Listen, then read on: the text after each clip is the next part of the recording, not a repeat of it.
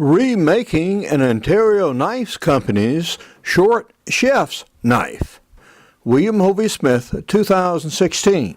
I'm the author of Backyard Deer Hunting and also the owner of a new company, Hovey's Knives of China. And in this case, we're taking an old kitchen knife and completely refurbishing it. We're now at the stage of looking at this knife and deciding how far along are we going to proceed and in what manner. For these grips, the difficulty is that this is already hardened steel. But nonetheless, we have to attach scales on this that at least somewhat resemble the original and make it a functional knife again. And we have some nice rosewood scales and they're split. What we're going to do is to go ahead on one half of these scales and drill for these front and back pins here. Then we'll actually mount and glue this other scale on there before we start cutting and grinding.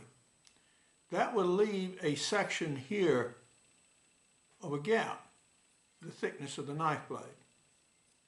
In that, we're going to insert a contrasting piece of material and glue and pin that once everything else is done. As is not uncommon, we have a little bit of a problem. This hole is slightly undersized for this bit. So we're going to try to take a little bit of metal out.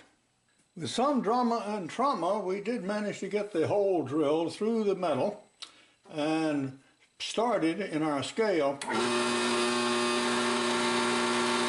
with, well, we ain't gonna drill it out like that, that's for sure. Now that we have a hole in one block, then we can use it to index the other two holes.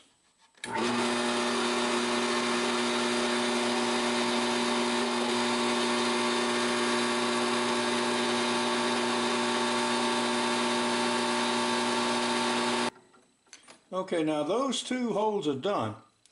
What I've done here is taken the side of the old grips, split it and planed it down. So now I have a template not only for the position of the holes, but also for the general profile of the handle. I've now ground a slave pin from this nail to index these two scales plus this original scale that was on the knife. And now we're going to drill through.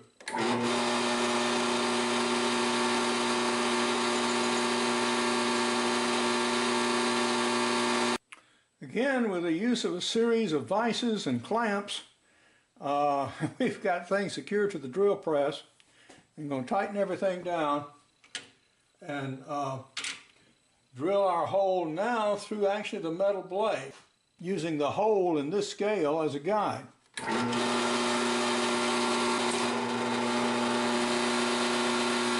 The metal froze and pulled a bit. We have our pinhole successfully sighted in our scales. And so that is done.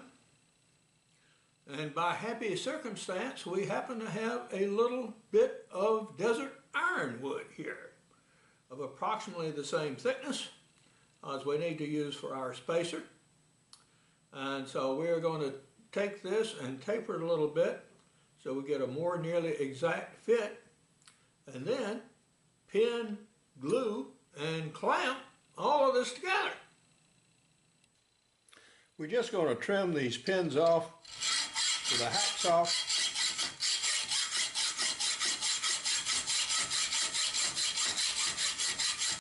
We have now faced off these pins, and now that we have these pins smoothed off, we can slide this under the bandsaw blades pretty easily.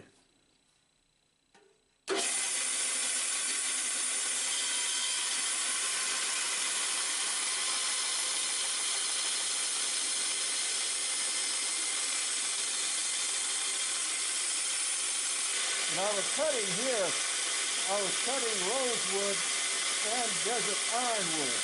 both of which are very tough.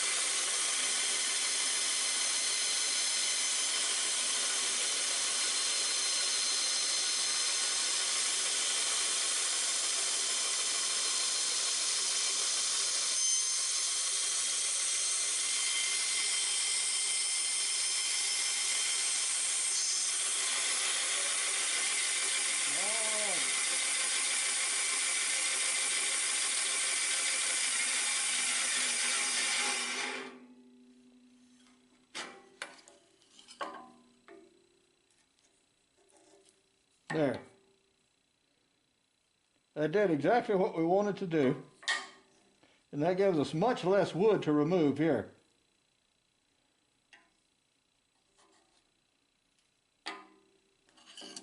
I'm also going to freehold and trim this corner a little bit because I'm going to round this.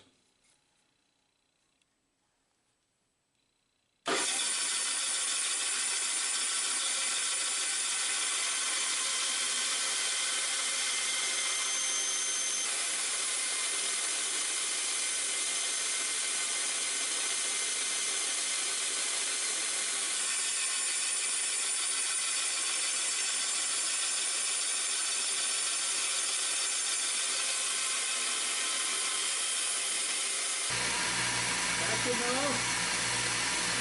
Start moving some wood.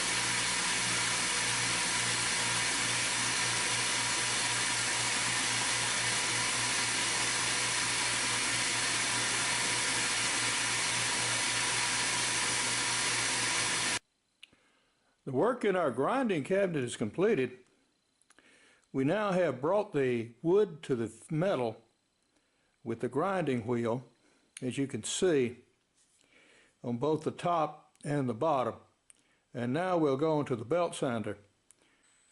I'm going to work our pin here more nearly round on the belt sander, and of course wearing the mask for obvious reasons.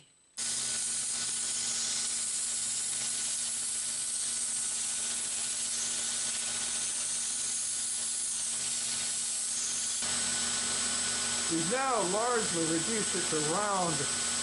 Now this material does have some wormholes in it, but that's going to be well supported by glue, so that's not really going to give us any problem.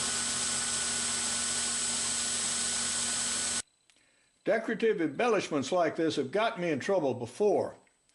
It's entirely possible that things could go wrong.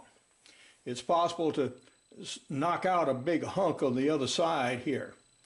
It's possible that this is wedge shaped, that it will split this wood if I don't taper this free shaped pin correctly. It will compress a little bit, but not a tremendous amount. So we want to make sure we have this fitted to the hole and that we get a friction fit, but it's not so much as it disturbs the wood.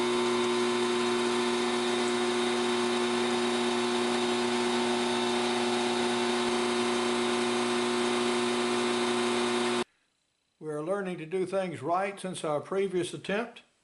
We now have some rapid setting super glue. We're going to put a little super glue on here, screw this in there, just pushing it in by hand. That's exactly as it should be. And then let it set and proceed.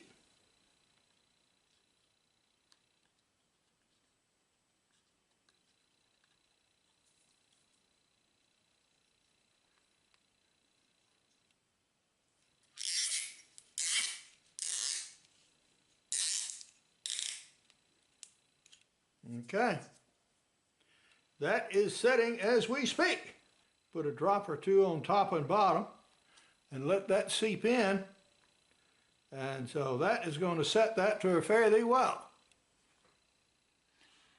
On this grade of knife restoration, we've gone about as far as I can go for a $150 job. Now you'll notice here that the grip is much better looking than the original, and it's also much better shaped for a smaller hand. Although you might not be able to see it very well, the grip itself has a nice little figure to it. Yeah, it does. And our desert ironwood contrasts well. And our little piece of pecan here gives it a little bit of a southern accent. So that demonstrates that this knife is different from all others. Yeah, that this is in fact had some custom work done on it. Now it will also have my cartouche stamped onto the grip, and then we will apply a coat of polyurethane finish. We're now progressing to the medium grip, and at this stage all of the structural issues have been addressed, meaning the grip is basically shaped. We will do a little final shaping with this grip, but the size, the shape has been set, and now mainly we're doing finishing. We're going to remove the heavy scratch marks from the coarse grind and do a little cosmetic work here with this and the Dremel tool around the bird's head. But yeah, we are certainly getting there.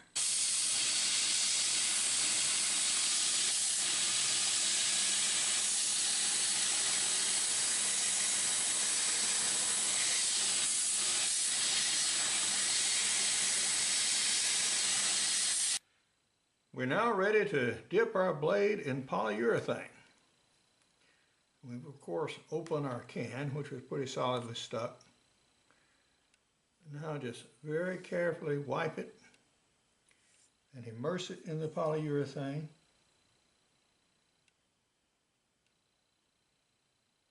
All the way down.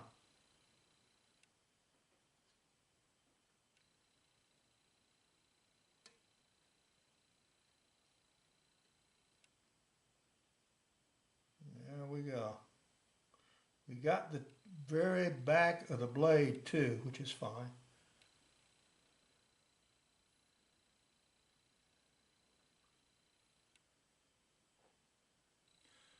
We have completed our refurbishing of our Ontario Knife Company True Edge blade here.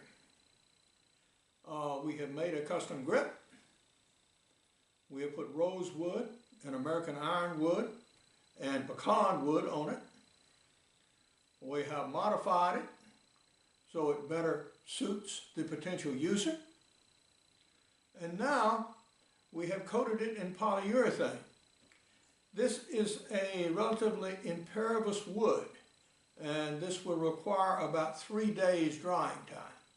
You can do something like this too if you have an old rusted knife in your drawer that needs refitting. Belonged to your grandma, grandpa, great-grandma, whoever. All you really need is a grinder with a wire wheel and 2 sizes of grinding stones and some hand sandpaper, a hacksaw and a vise, and you know what? You can do exactly the same work. It will take longer, but yes, you can do as good or better job as I have demonstrated here. Yeah. Now, if you want us to do it, we will be very, very happy to. What the costs are of such things is just to sharpen the blade. Yeah, $40 or $50 plus shipping usually. If we have to rehandle it, then that brings the price up to $150 because of the extra time and labor in regards to doing the handle. If we have to reheat treat the steel and regrind the blade, that adds about another $100. But most of the time that won't be necessary or desirable to do so. So you can have your ancestors' knives refurbished, made look attractive again, and use exactly the same tools that they did. This company is still in business, by the way, and blade blanks are available. If you're a whole family, for example, we can take one original knife, restore it, and in some patterns, not necessarily all, but some patterns, we may be able to make duplicate knives for other members of the family. There'll be one restored original and as many duplicates as you might wish to have, 4 or 5 or whatever, and handle them to fit the individual. If we have a small-handed individual, we'll make a smaller handle like this. A larger-handed individual, then we'll leave the handles more nearly the original length. But now, this is Hovey Smith, reminding you to hunt what you eat and eat what you hunt. Be legal, be ethical, be safe, goodbye, God bless, and see you next time. In part 1, we covered the blade cleaning. Here is our logo, and here are some of the many knives that we produce at Hovey's Knives of China. Now, charges for rebuilding knives are somewhat as listed below, but it depends on your individual knife. For more information on my books, blogs, and more than 575 videos, you can go to my website, www.hoveysmith.com. Good hunting and good eating from the outdoors. Goodbye, and God bless.